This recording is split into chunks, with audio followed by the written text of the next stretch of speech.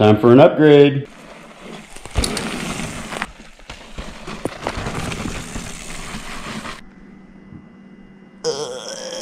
If you guys have been on the channel here for the last month or so since we started, you know that I just started riding 2020 Ibis Ripmo AF. And one of the cool things about that I was excited for was these carbon bars. They're Ibis bars, a really nice set of handlebars. And you know, going from a carbon bike to an aluminum bike, I thought it would be worth it, you know, just for the extra dampening characteristics that I can get through carbon handlebars. I thought that might add a little bit of a comfort level. Sadly, through riding this for about a month, I just hate the shape of the bars. I'm really used to a straighter bar.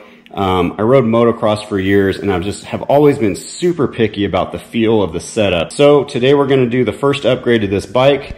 We are going to a Renthal Fatbar Light Carbon with the Apex stem, and I'm going to give some PNW grips a shot. I'm going to get these bars put on and then check back in with you when we're out on the trail. Already, just that shallower bend, that back sweep back, having it be flatter and more straight up here is making a huge difference for me. And an exaggerated way to think of it is like, now I feel like my hands are pretty square. And with the other bars with that extra sweep, it almost felt like they're turned, you know, this way.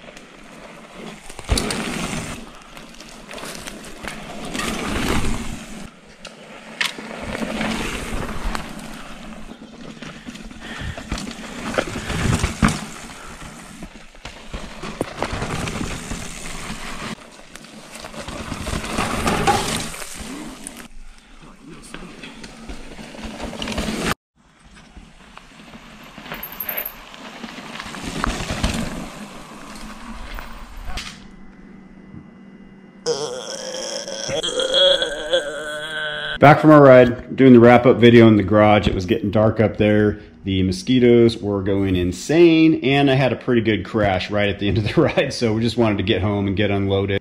Long story short, guys, I love these handlebars. They worked out exactly, they did exactly what I wanted. They got my hands a little farther forward. They're just a little bit straighter bend. Managed to crash test them today. Wasn't planning on that, but they passed that test.